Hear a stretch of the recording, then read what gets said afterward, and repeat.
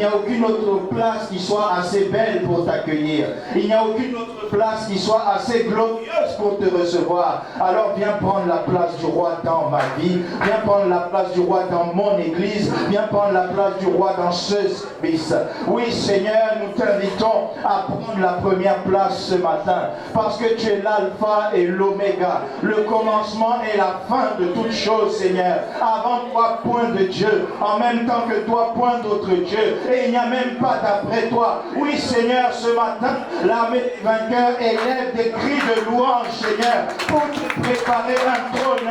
Seigneur, le trône que nous dressons par nos louanges.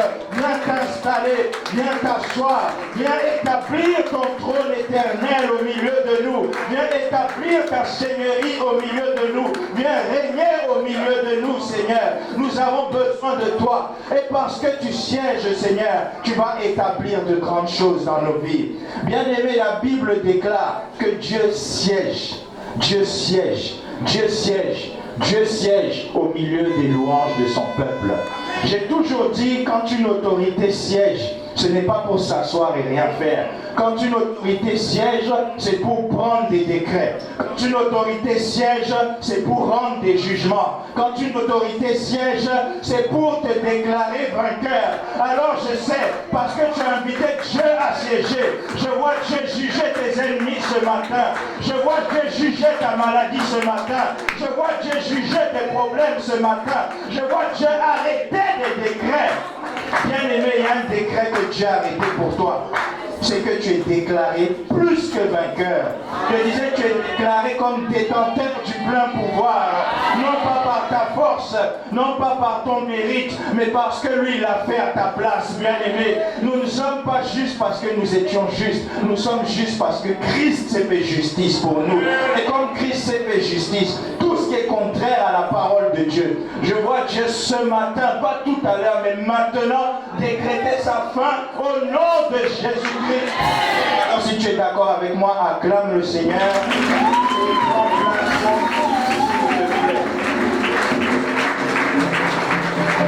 Amen. Je vous invite à prendre place, s'il vous plaît. J'aimerais prendre quelques minutes pour nous exhorter sur un point que Dieu m'a mis à cœur concernant la finalité du plein pouvoir. Amen. Amen. Tous ici, nous voulons le plein pouvoir, n'est-ce pas? Nous avons entendu et appris ou redécouvert ce qu'est le plein pouvoir. Mais ce matin, j'aimerais insister sur une chose, la finalité du plein pouvoir, le but du plein pouvoir, la raison pour laquelle, l'objectif pour lequel Dieu accepte ou pas d'établir son plein pouvoir dans la vie d'un homme ou d'une femme. Si nous comprenons cette finalité, nous pourrons vérifier si nos motivations sont alignées sur cette finalité. Parce que Dieu fait toutes choses d'après le conseil de sa volonté.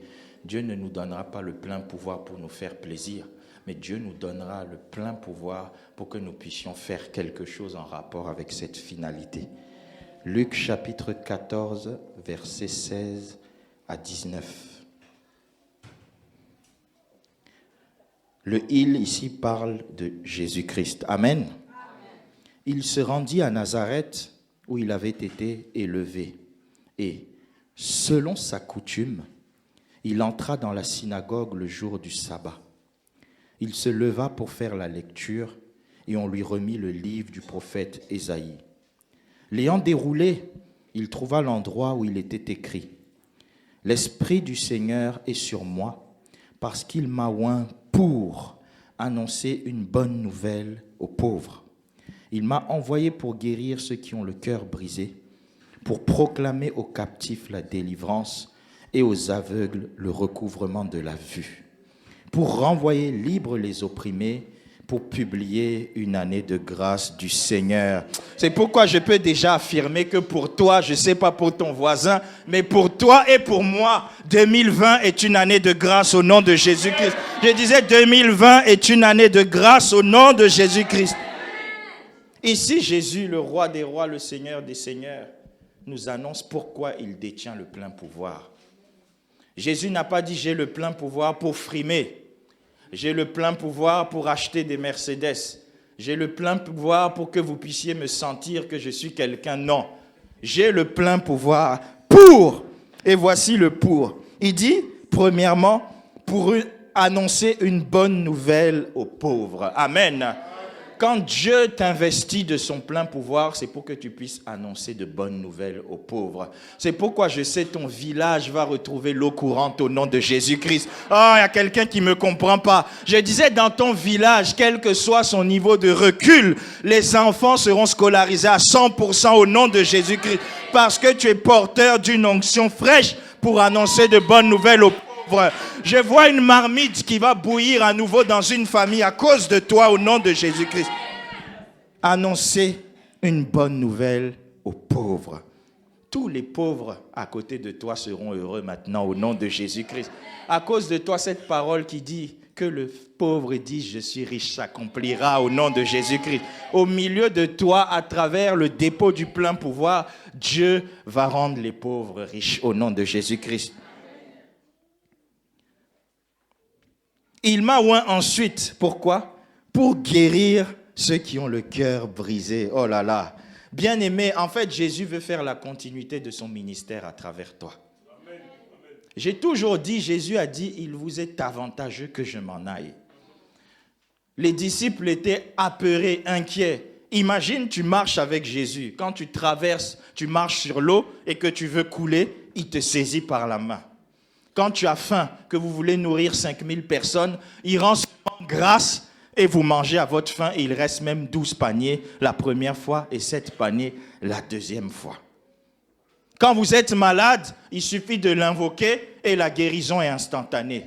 Jésus n'a pas besoin de s'agiter. Maladie, sors, maladie, sors. Il dit, je commande à cette maladie, sors. Parfois même, il ne commande pas rien que sa présence fait fuir les maladies. Imaginez des gens attachés à cet homme qui est essentiel pour eux. Même quand la belle-mère de Pierre est malade, tout Pierre qu'il est, il s'est tourné vers Jésus-Christ. Quand Lazare est mort 4 jours, on s'est tourné vers Jésus-Christ, l'ultime recours. Et ce recours, un beau jour, vous annonce, bon, bientôt je serai enlevé, je ne serai plus avec vous. Quelle tristesse! Mais Jésus a dit à ses disciples, il vous est avantageux que je m'en aille. J'ai toujours été troublé par cette phrase. Comment, qu'est-ce qui est si important pour que Jésus-Christ ne soit plus physiquement sur la terre? C'est que ce qu'il annonce après sa présence physique, c'est quelque chose qui vaut le coup. Et cette chose, c'est Jésus qui revient sous forme spirituelle. Le Saint-Esprit, ailleurs la Bible l'appelle l'Esprit de Christ. Le Saint-Esprit, c'est l'Esprit de Christ. Mais pas l'Esprit de Christ qu'on représente dans des statues dans la main d'une femme qui est soi-disant Marie. Pas bébé Jésus. Alléluia. Pas Jésus le charpentier. Pas Jésus qui pouvait avoir peut-être des commandes en retard. J'imagine des gens qui l'insultaient. Ah, mais je t'ai commandé là, tu as 3 jours de retard, Jésus. Dépêche-toi, je vais couper sur ta paye. Pas ce Jésus. Je parle de Jésus-Christ glorifié. Jésus-Christ glorifié. Va dans Apocalypse, on dit ses yeux brillent plus que le soleil. Oh là là. Ses yeux brillent plus que le soleil. Quand Jésus regarde quelqu'un, il est foudroyé. Nous parlons de ce Jésus-là. Et c'est son esprit qui revient avec nous. Donc il dit, vous avez intérêt à ce que je parte. Parce qu'après moi, je reviendrai sous une forme spirituelle. Donc je ne serai plus limité par ces histoires de transport. Je serai plus limité, je n'aurai pas besoin d'un âne pour monter, on me balance des feux. Non, je serai comme le vent, insaisissable. Parce que je te rappelle que le mot esprit vient du grec pneuma qui signifie souffle ou vent. C'est pourquoi il dit ceux qui sont nés de l'esprit sont esprits, ils sont comme le vent. Tu ne sais d'où il vient ni où il va. Tu es un vent, bien-aimé. Si tu es né de nouveau, tu es un vent. Le vent. Donc, Jésus a dit, il faut que je m'en aille pour que je puisse revenir sous cette forme. J'ai toujours dit un verset dans la Bible qui me trouble. Si tu n'es pas spirituel, tu auras honte même de le prêcher. Jean 14, verset 12. Jésus a fait cette promesse dramatique. Si vous croyez en moi, vous ferez non seulement les choses que j'ai faites, mais vous en ferez de plus grandes encore. Le plein pouvoir. Parce que Jésus présent sur la terre physiquement était limité par certaines choses. Mais Jésus revenu sous forme esprit dans ta vie, il n'a plus aucune limite. C'est pourquoi il dit, ce que je n'ai pas eu le temps de faire quand j'étais dans un corps charnel, je reviendrai le faire en tant qu'esprit à travers toi. Ah, je pensais que tu allais dire amen. Je croyais que tu étais concerné. Alors c'est ton voisin qui est concerné. Jésus a dit donc, vous gagnez que je m'en aille. Parce qu'après moi, le Saint-Esprit sur vous. Et le Saint-Esprit, c'est l'esprit du plein pouvoir. Acte 1, verset 8. Acte chapitre 1, verset 8. Il dit, mais vous recevrez une puissance. Waouh! Une puissance. Le Saint-Esprit survenant sur vous et vous serez mes témoins. Jusqu'aux extrémités de la terre, Judée, Samarie, etc. Amen.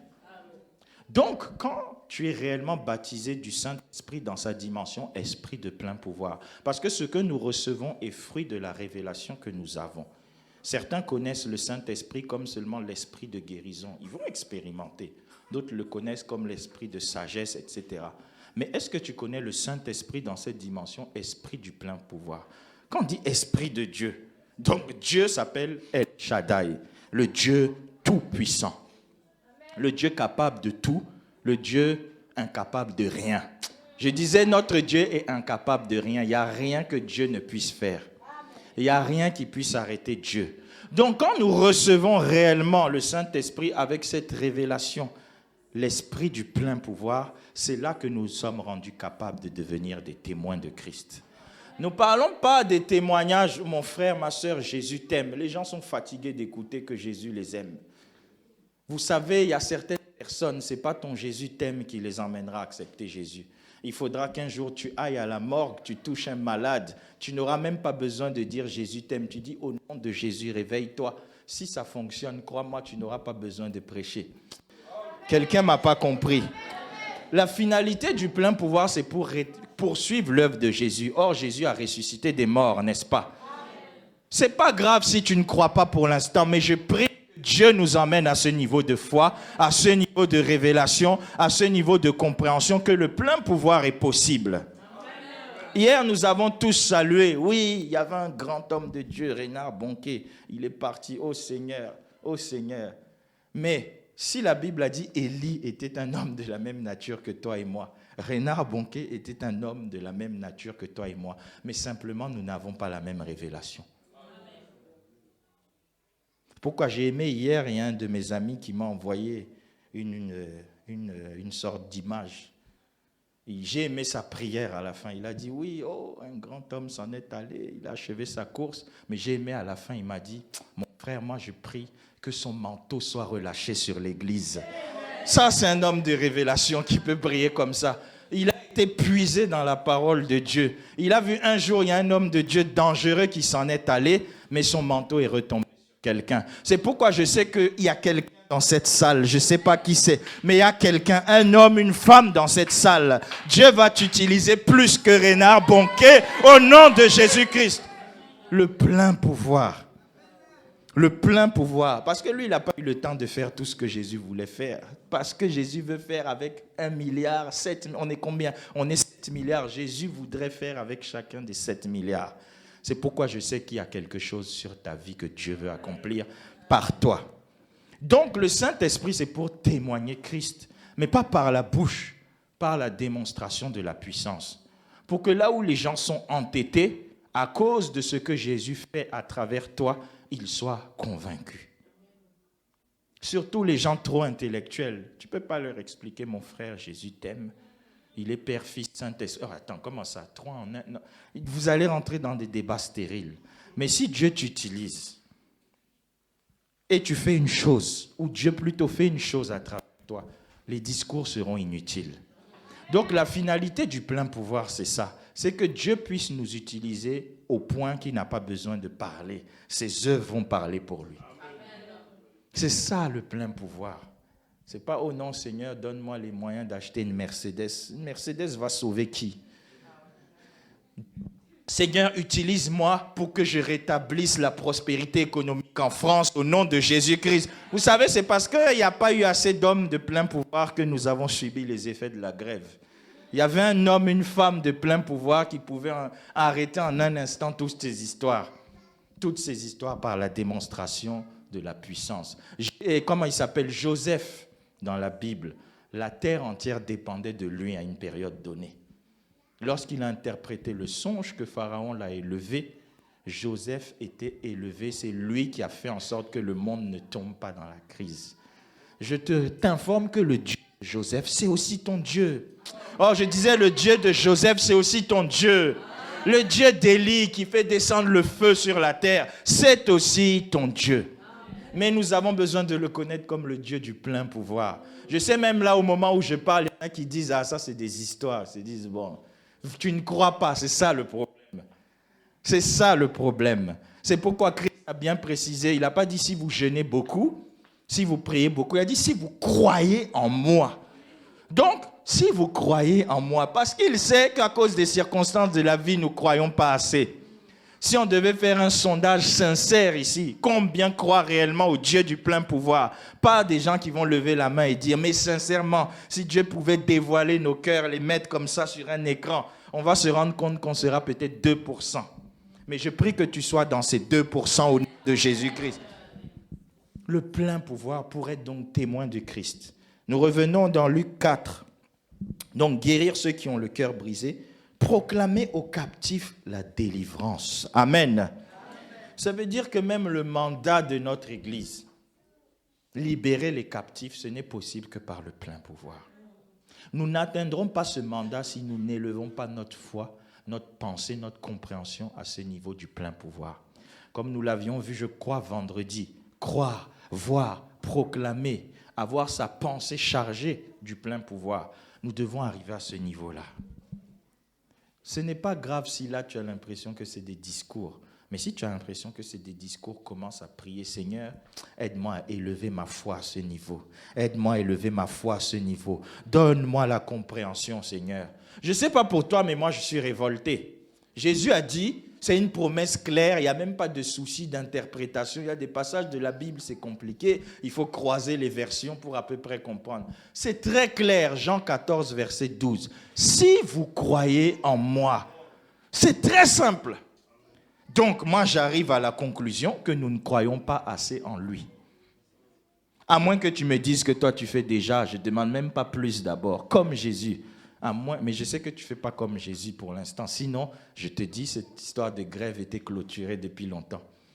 Jésus a été confronté à une crise pire que la grève, là. Parce que, attends, imagine, tu t'appelles Jésus. Tu dis, suivez-moi, venez vous qui avez faim, vous serez rassasiés. Venez vous qui avez soif, gratuitement. Tu es ce Jésus. Vous vous retrouvez dans le désert, on te dit, bon, il y a juste 5 pains et 2 poissons. Bien aimé, c'est une crise pire que notre grève. Imaginez la honte si Jésus n'avait pas fait manger ces 5000 personnes. On dit, ah, lui là, il nous prêche des histoires qu'il va nous sauver, il ne peut même pas donner du pain. Surtout les hommes. Ah, ils savent parler, hein. Tu n'as pas dit que tu es Jésus? Ils sont où les pains?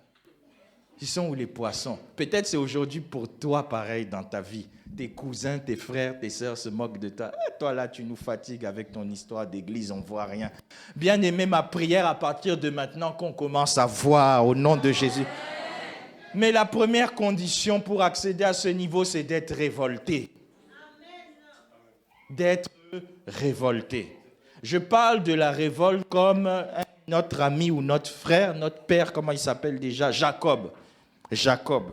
Jacob, il avait été béni par son père de manière frauduleuse. Ils avaient fait des stratégies avec sa mère, ils se sont fait passer pour Ésaü. Son père l'a béni parce qu'il ne voyait plus bien. Mais vous allez remarquer, il vivait le contraire de sa bénédiction. Tout comme nous aujourd'hui, il ne faut pas se mentir, nous ne vivons pas assez les promesses de Dieu. Nous ne démontrons pas assez la puissance. Donc, il vivait ce contraire-là. Mais un beau jour, Jacob a dit, non, moi, je vais me révolter. On nous dit, Jacob resta seul. Jacob resta seul. Il est temps de faire un tête-à-tête avec le Seigneur. Disant, Jésus, non, je ne veux pas être appelé frère Je ne veux même pas être appelé chrétien si les œuvres de Christ ne sont pas visibles en moi. Seigneur, je suis fatigué de ça. Alléluia. Tout le temps, peut-être que parfois tu penses à critiquer ton frère, ta soeur, utilise-le pour prier comme ça. Seigneur, je suis fatigué de ça. Je suis révolté. Jacob est allé en tête à tête. La Bible nous dit, il a même lutté avec Dieu. À un moment donné, l'ange l'a frappé à l'emboîture de la hanche. Ça signifie qu'il a été déséquilibré par moment dans sa foi. Il a pris des coups. Comme nous prenons des coups dans la foi. Parce que parfois on t'humilie, parfois on se moque de toi, parfois on te dit, où est ton Dieu? C'est ça l'emboîture de la hanche. Et il y en a, quand ils sont frappés à l'emboîture de la hanche, ils se retirent du combat. Mais moi, je t'encourage à persévérer dans ce combat. Jacob a persévéré, mais au contraire, il a augmenté. Comme on dit toujours, la foi véritable, le courage véritable, c'est comme un cerf-volant. Plus le vent est contraire, plus il monte. Imagine un cerf-volant, plus il y a le vent, plus il monte. J'ai toujours dit, nous, en tant que chrétiens, nous sommes des aigles. L'aigle n'a pas peur du vent. Le vent, au contraire, le porte. Je vous disais à l'instant, le vent, c'est le Saint-Esprit pour nous. Donc, laissons-nous porter à ce niveau-là. Donc, Jacob a dit, non. Tu peux me frapper à l'emboîture de la hanche, ce n'est pas mon problème. J'imagine le combat, il était comme ça. Mais il a quand même gagné parce qu'à un moment donné, l'ange a dit, bon, là, on se bat trop, là. Le temps file, moi, je dois remonter au ciel dans la gloire. Ma place, ce n'est pas ici. Il dit, non, toi, tu n'iras nulle part. Tu n'iras nulle part. Il est temps de dire aux anges de Dieu, vous n'irez nulle part. Oh, l'ange qui détient ton mariage, il n'ira nulle part. L'ange qui détient ta bénédiction, il partira nulle part. Il doit laisser ça ici au nom de Jésus. J'ai dit, il va laisser ça dans ta vie au nom de Jésus-Christ. Jacob a dit, tu n'iras nulle part. Si Jacob parlait lingala, il allait dire, Kokende, Wapi, tu n'iras pas. You will go nowhere. Tu n'iras nulle part. Il a dit, je ne te laisserai pas aller. Tu as beau t'appeler ange briller comme tu veux. Aujourd'hui, tu seras limité. Tu ne te laisserai pas aller sans que tu ne m'aies béni. Sans que tu ne m'aies béni. Bien-aimé, c'est l'esprit de la révolte dont je parle. Tu dois être révolté au point de dire, non, Seigneur, ça suffit. Moi, je ne veux plus même être appelé chrétien si mes œuvres ne s'appellent pas chrétiens. Dans le livre de Jacques, il dit, démontre-moi la foi sans les œuvres. Moi, je te démontrerai ma foi par les œuvres. La foi doit s'accompagner d'œuvres. Comme Paul a dit, moi, ma prédication ne reposait pas sur les discours persuasifs de la sagesse humaine, mais sur la démonstration de la puissance de Dieu, afin que votre foi ne soit pas fondée sur quoi? Sur la sagesse humaine, mais sur la puissance de Dieu. Dieu veut fonder la foi de plusieurs autour de nous sur sa puissance. Un jour, Jésus a regardé, il a dit aux gens, il a dit, vous êtes dans l'erreur parce que vous ne comprenez ni les Écritures, ni la puissance de Dieu. Nous sommes plusieurs dans ce cas. Nous croyons que Dieu peut guérir le palu, mais quand c'est le cancer, nous doutons. Je dis toujours, tu peux même pas dire oui, mais si Dieu devait ouvrir nos cœurs, surtout si tu as connu une expérience, un jour tu as prié, ça n'a pas fonctionné, tu peux te décourager. Moi-même qui te parle, ça m'est déjà arrivé, donc je sais de quoi je parle. Mais que cela ne te décourage pas la prochaine fois. Un jour, un homme sage a dit, les gens lui ont dit, mais toi, tu es un prophète qui prophétise avec justice, précision. Il dit, si tu savais le nombre de fois que je me suis trompé avant, j'ai persévéré. Il faut exercer les dons que Dieu a mis en nous. Ne laisse pas le premier vent contraire te décaler, mais au contraire, monte comme un cerf-volant. Donc, l'esprit de la révolte, c'est la première condition si nous voulons avoir le plein pouvoir, parce que la finalité du plein pouvoir, c'est donc, si vous l'avez bien compris, de faire les mêmes œuvres que Jésus et de faire même au-delà de ce que Jésus a fait quand il était sur la terre. Nous sommes la continuité du livre des Actes des Apôtres. Quelqu'un ne m'a pas compris. Bien-aimé, peut-être si je compare à Jésus, tu vas te dire, bon, tu exagères, Jésus vraiment, même si la Bible dit on accepte, mais tu exagères. Il y en a qui se disent ça. Mais maintenant, des gens comme Pierre, qui fuyaient devant des petites filles, peut-être qui avaient 14 ans. Des gens comme Pierre, quand ils ont rencontré le plein pouvoir dans Actes chapitre 2, ils sont d'abord allés prier dans la chambre haute. Après, le Saint-Esprit est descendu sur eux d'une manière spectaculaire. Quand ils ont expérimenté ça, le même Pierre pouvait prêcher devant des foules, tenir tête à des autorités alors qu'il avait peur de petites filles. Pour te dire, le plein pouvoir te rend capable de faire ce que tu ne peux pas faire. Il y a des gens jusqu'aujourd'hui, ils ont peur même d'aller prier pour un marabout. Peur, parce qu'ils se disent, il va me faire des incantations. Manque de foi. Moi, j'ai toujours dit, un marabout qui s'amuse, j'ai toujours dit et je le répète, qui s'amuse à imaginer qu'il va m'attaquer, ou moi ou ma famille. À l'instant même où il s'imagine, les anges le frappent de caries spirituelles. J'ai toujours dit de caries spirituelles. Ils ne mangeront rien. Parce que quand il va vouloir croquer un membre de ma famille, il y a un bouclier qui est plus que le fer. Il y a un bouclier qui est plus que l'airain, qui s'appelle Jésus-Christ. Tu es incroquamable au nom de Jésus-Christ. Donc, il y a des gens qui ont peur de ça. Donc, quand tu as peur de ça, on ne peut même pas te parler de plein pouvoir. Parce que ça, on n'a même pas besoin du plein pouvoir pour chasser un démon. On a besoin juste de certains pouvoirs. On n'a même pas besoin. Le plein pouvoir, je disais, c'est pour que la franc-maçonnerie fasse faillite. C'est pour que la Rose-Croix fasse faillite. C'est pour que les présidents de la République se convertissent. C'est cette dimension-là de puissance qui oblige les grands de ce monde à s'incliner. Comme Daniel, lorsqu'il a été jeté dans la fosse au lion, le roi a changé de discours. « Oh, Daniel, serviteur du Dieu très haut !» Pourtant, peu de temps avant, il critiquait le Dieu de Daniel. Nous parlons de ce pouvoir-là. Donc, première condition, être révolté. Deuxième condition, payer le prix. Amen. Voilà ce que les chrétiens n'aiment pas. Payer le prix. Quand on dit payer le prix, il y en a même qui ne disent pas amen parce que ta chair ne veut pas ça. Quand on dit payer le prix, c'est prier même quand tu n'as pas envie de prier. On a toujours dit le meilleur moment pour prier, c'est quand tu n'as pas envie de prier. Parce que ça veut dire qu'à ce moment-là, ta chair est en train de prendre le dessus sur l'esprit pour t'obliger à ne pas prier. Payer le prix de la consécration. Moi, j'appelle ça la consécration.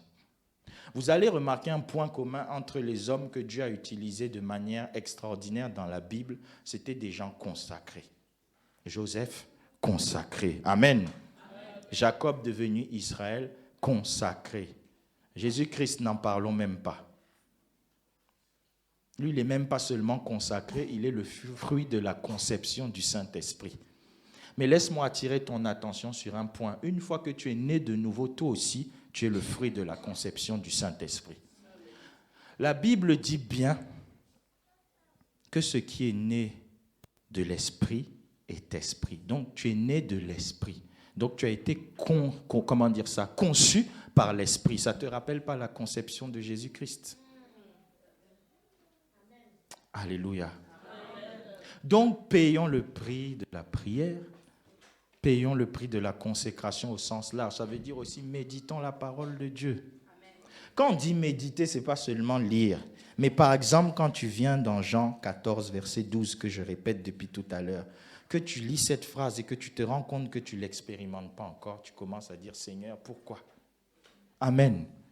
T'est-il déjà arrivé de prier comme ça? Mais Seigneur, c'est toi qui l'as promis. Tu dis que tu n'es pas un homme pour mentir, ni un fils de l'homme pour te repentir. Tu dis, nous ferons des œuvres comme toi. Moi, je ne demande même pas encore plus que toi, même comme toi. Hein? Tu dis que nous ferons des œuvres comme toi et peut-être même plus que toi. Qu'est-ce qui se passe? C'est ça, méditer. Ce n'est pas lire, bon, ça c'est pour les autres. Ça ne me concerne pas. Toute promesse de la Bible que tu vois et que tu localises, elle est pour toi. Donc, se révolter, payer le prix dans la prière, payer le prix dans le jeûne. Amen. Amen, amen, amen, amen. Ce sont des choses de l'esprit. Si nous sommes trop charnels, nous ne pouvons pas les saisir. Or, Dieu nous a donné ce mystère de souvent jeûner pour que nous ne soyons pas souvent charnels. Le jeûne sert juste principalement à ça, se disposer. Comme a dit un homme sage dans un de ses livres un jour, j'ai aimé, il a dit, le jeûne ne change pas Dieu. Le jeûne te change toi pour devenir comme Dieu. Parce que parfois on se dit, oh Seigneur, comme je vais jeûner, tu es obligé de chanter. Non, non, non, pendant le jeûne, Dieu nous change nous. Parce que nous nous disposons, nous sommes vraiment esprit. Et comme nous sommes esprit, nous accomplissons donc les choses de l'esprit. Payons le prix dans le service. Amen. Parce que je disais tantôt, si Dieu nous donne le plein pouvoir, c'est pour poursuivre son œuvre. Donc il doit voir en nous ce désir-là d'avoir le plein pouvoir, pas pour frimer, comme je disais, pas pour montrer que je suis un grand archibishop, mais pour montrer que j'ai un grand Dieu. Pour montrer que j'ai un Dieu très puissant. Pour montrer que j'ai un Dieu qui oblige même le cancer à fléchir le genou. Pour montrer que j'ai un Dieu qui peut vacciner là où les vaccins n'existent pas et sans effet secondaire. Que j'ai un Dieu qui du fumier relève l'indigent et le fait asseoir à la table des grands. Donc, nous devons avoir cette finalité-là en nous. Maintenant, la question que je te pose, quelle est ta finalité, toi? Quelle est ma finalité, moi, alors que je poursuis le plein pouvoir? Était-ce de faire la volonté de Dieu ou était-ce la volonté de satisfaire ma propre chair ou mon âme sans m'occuper des désirs de Dieu? Donc le plein pouvoir sera pleinement livré à ceux qui sont orientés vers la finalité pour laquelle le plein pouvoir a été disposé. Amen. J'aimerais que tu te tiennes debout. Nous allons acclamer le Seigneur pendant que la chorale va nous conduire.